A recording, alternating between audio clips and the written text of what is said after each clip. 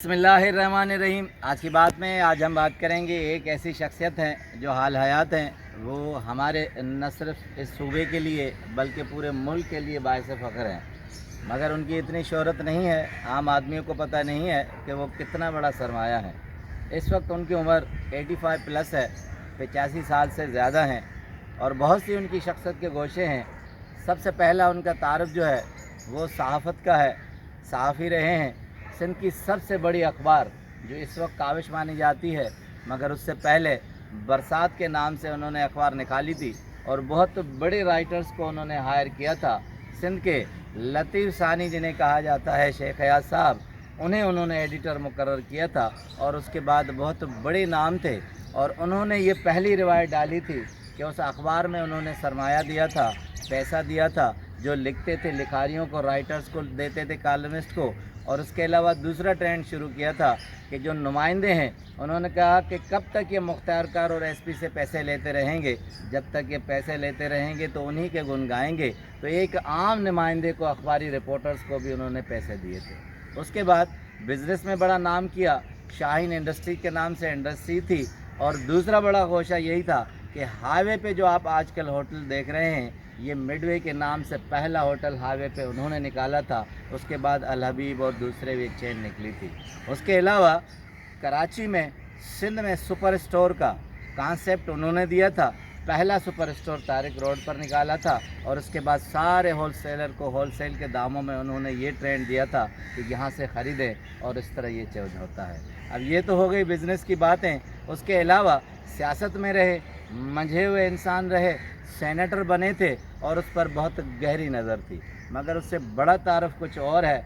वो बड़े राइटर हैं। इस वक्त या कह दें कि 20-30 साल पहले भी उनके नहज का कोई भी राइटर नहीं है। वो तारिक दान है। हिस्ट्री पे बड़ा उनका नाम है, हिस्ट्री पे बड़ी उनकी कमांड है। 2 दिन पहले मेरी उनसे मुलाकात हुई है। मैं बहुत इंस्पायर था। वो मिलते नहीं किसी से, किसी वजूहात की बिना पर उनसे टाइम लिया गया। 15 से 20 मिनट उन्होंने गुफ्तगू करके आखिरी जुमला कहा कि आपसे मिलकर बड़ी खुशी हुई, यानी वो मज़ीद पढ़ना चाहते थे, अपना काम करना चाहते थे। नाम उनका यूसुफ शाहीन है, ज़ात के दाऊद पोटो हैं और नसरपुर इंटीरियर सिंध से उनका ताल्लुक़ है। सिंध में बड़ा नाम है और उन्होंने अपना काम किया है, अपनी पब्लिसिटी की तरफ नहीं गए, अपना काम करते रहे हैं। अब एक और दिलचस्प पहलू और इन्फॉर्मेटिव पहलू की तरफ आते हैं कि 1958 में उन्होंने एक किताब लिखी थी, खुदा, इंसान और जानवर, और उस किताब को उन्होंने पजीराई के तौर पर नहीं, अपनी काविश के तौर पर इंट्रोड्यूस किया था।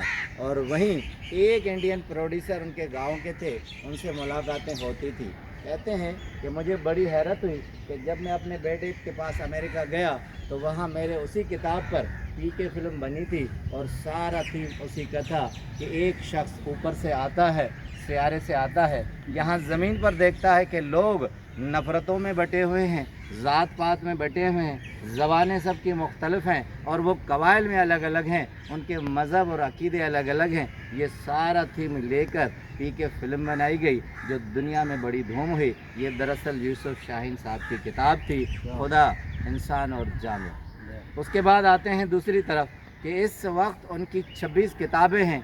बड़ी हैरत की बात है, ज़बान उनकी सिंधी है। 12 किताबें उनकी इंग्लिश में हैं और वो 12 किताबें दुनिया के मुख्तलिफ ममालिक में छपी हैं। कोई यूरोप में छपी है, कोई अमेरिका में छपी है, कोई इंग्लैंड में छपी है। तो वहाँ से वो उनके 10-10 एडिशंस रिपीट होकर छपते हैं। दुनिया में बड़ा नाम है, दुनिया में वो किताबें बिकती हैं। अब आते हैं एक और दिलचस्प पहलू पर, आपको बताऊं कि उनकी एक किताब है जो इस वक्त दुनिया में बैन हो गई है। उन्होंने एक ही कापी बची थी इंग्लिश में, 1200 पेजेस की मुझे दिखाई थी, the treacherous role of armies in the world. दुनिया में आर्मी का एक दगाबाज रोल क्या है। उन्होंने 1200 पेज पर दुनिया में जितने भी आर्मीज़ के डिक्टेटर हैं उन सब का कच्चा चिट्ठा खोल दिया था। अब एक और दिलचस्प बात पर आए कि 2023 के जनवरी में जावेद अख्तर ने एक फंक्शन में कहा था कि ये किताब मुझे अमिताभ बच्चन साहब ने दी थी और उन्होंने कहा था कि the teachers role of army in the world बहुत ज़बरदस्त किताब है। मैंने इसकी 27 कापियाँ पढ़ी हैं اور لی ہیں, جو میں نے دوستوں کو بانٹی ہیں. اب ذرا امیتابھ بچن کے الفاظ سن لیجئے یوسف شاہین کے لیے, کہ کہتے ہیں یوسف شاہین وہ لکھاری ہیں جو ریڈرز اگر پڑھتا ہے تو وہ اس کے آتما روح تک گھس جاتے ہیں اور وہ اس کے ذہن کو جھنجھوڑ دیتے ہیں. اتنا بڑا سرمایہ ہمارے ملک کا, ہمارے صوبے کا اب بھی کام کر رہا ہے اور کام کرتا چلا جا رہا ہے. اب آتے ہیں اس کے اہم گوشے پر. کتابیں بہت ہے, ایک ایک کتاب پر ایک ایک سیشن مختلف پیریڈز میں ہوگا, مگر اب اس کا ویژن سن لیں, اس کے تاریخ پر کمانڈ سن لیں کہ اس وقت تاریخ کے حوالے سے ڈاکٹر مبارک علی سے لے کر جتنے بھی ہسٹورین ہیں وہ اس سے مستفید ہوتے ہیں. ایک ایک چیز کا انہیں پتہ ہے. ڈاکٹر آفتاب ابڑو بہت بڑے لنگوسٹک ہیں اور یوسف شاہین اس سے بڑے لنگوسٹ ہیں. کہتے ہیں یہ انگلش وغیرہ جو عربی ہیں یہ تو ابھی کی زبانیں ہیں, میں نے تو وہ زبانیں بھی ریسرچ کی ہیں, پڑھی ہیں, جو اب مطلوب ہو چکی ہیں. ایک کتاب انہوں نے ایسی لکھی ہے جو زبانیں مطلوب ہو چکی ہیں ان پر انہوں نے کتاب لکھی ہے. ڈاکٹر آفتاب ابڑو کہتے ہیں کہ ان کو ہسٹری کا اتنا علم ہے کہ اگر وہ بیٹھ جائے, آپ صرف کسی ملک کا نام لے لیں, سری لنکا کہہ لیں, تو وہ سری لنکا کو قبلِ مسیح سے لے کر دنیا کے پورے مناظر, پڑوسی, جنگیں, حالات, واقعات, اکنامکس سب پر آ کر ساری ہسٹری آپ کو بتا دیں گے. دنیا کے کسی بھی گوشے, کسی ملک کا ذکر کریں گے, وہ تاریخ آپ کے سامنے آ جائے گی. اب آتے ہیں دلچسپ پہلو پر, ان کے انفارمیٹو پہلو پر. وہ کہتے ہیں کہ دنیا کا سب سے بڑا انقلاب جو ہے وہ زراعت ہے, وہ ایگریکلچر ہے. حالانکہ دنیا کہتی ہے جو پہیہ ہے وہ بڑا انقلاب تھا, مگر یہ کہتے ہیں کہ دنیا کا سب سے بڑا انقلاب زراعت تھا. کیوں کہ اس سے پہلے آدمی صرف شکار کی تلاش میں جاتا تھا, اپنا سروائیول شکار میں ڈھونڈتا تھا, صبح سے لے کر شام تک جانوروں کو مارنے کے پیچھے ہوتا تھا, اسے اور کوئی کام نہیں تھا, نہ اسے فرصت ملتی تھی. مگر جب سے زراعت وجود میں آئی, گندم اگی زمین پر, تو پھر انسان کو پتہ چلا کہ یہ گندم ہے, اسے پیس کر کھایا جاتا ہے, اب ہم سکون سے رہ سکتے ہیں, اب ہم سارا دن تکودو میں نہیں لگتے, اب ہم وحشی نہیں رہے. تو کہتے ہیں دنیا کا سب سے پہلا انقلاب زراعت کی صورت میں آیا, اور دوسرا انقلاب جو ہے وہ کپاس کی صورت میں آیا. کپاس سب سے پہلے سوت کاتا گیا, دھاگا بنایا گیا, تن پر لگا, انسان نے کپڑے کیے, سیے, اور اس کے بعد آرٹ آیا, اور اس کے بعد کپایتی کا سر جو لطیف سائی نے دیا ہے وہ وجود میں آیا. کہتے ہیں اس کے بعد دنیا میں سندھ کی تاریخ سب سے اہمیت کی حامل ہے, کیونکہ دنیا کی تاریخ سندھ سے شروع ہوتی ہے, کیونکہ سندھ کی وہ ہسٹری ہے جو سر جان مارشل نے ریسرچ کر کے لکھا ہے کہ سندھ ایک سویلائزڈ قوم اور زمین تھی. اس کی مثال یوسف شاہین صاحب دیتے ہیں کہ موئنجو دڑو ہماری وہی نشانی ہے جو ہمیں بتاتی ہے کہ دنیا کی دوسری قومیں اور ممالک بعد میں سویلائزڈ ہوئے, پہلے ہم سویلائزڈ تھے. اس کی وہ نشانی دیتے ہیں کہ امریکن اور جرمن ریسرچر اس بات پر حیران ہیں کہ 5000 سال پہلے کی جو تہذیب تھی وہاں کوئی بھی ہتھیار نہیں ملا, کوئی بھی ایسا ویپنس نہیں ملا جس سے لڑنے کا شبہ ہو. یعنی یہ ایسی قوم تھی جو امن سے رہتی تھی, خوشحال بھی تھی, واپار بیوپار بھی کرتی تھی, اور ایک دوسرے سے محبت کے ساتھ بھی رہتی تھی.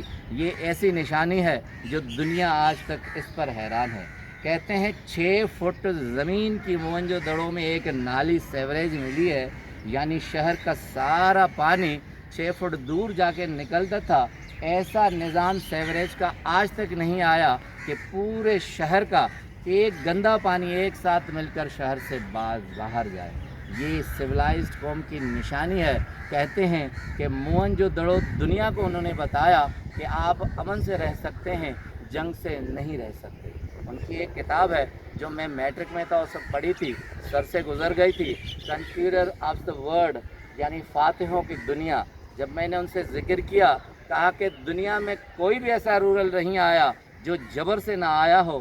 یہ دنیا صرف مار دھاڑ اور خون ریزی کے عوض میں بادشاہت دیتی ہے اور وہ اقتدار دیتی ہے. میں نے ساری قبل مسیح سے ہسٹری لے کر اس جدید دور تک بتایا ہے کہ کوئی بھی قوم بغیر فاتحے کے, بغیر خون ریزی کے, بغیر انسان کو مارنے کے وجود میں نہیں آتی.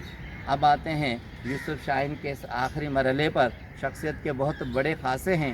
एक कोटेशन, उसके बाद एक हवाला। कहते हैं कि कोई मुझसे चैलेंज होकर बात करे कि ये दुनिया की जितनी भी सरहद हैं वो सब जाली हैं, असली नहीं हैं। और कहते हैं दुनिया के आधे कौम ग़ुलाम कौमें हैं, वो आज़ाद नहीं हैं।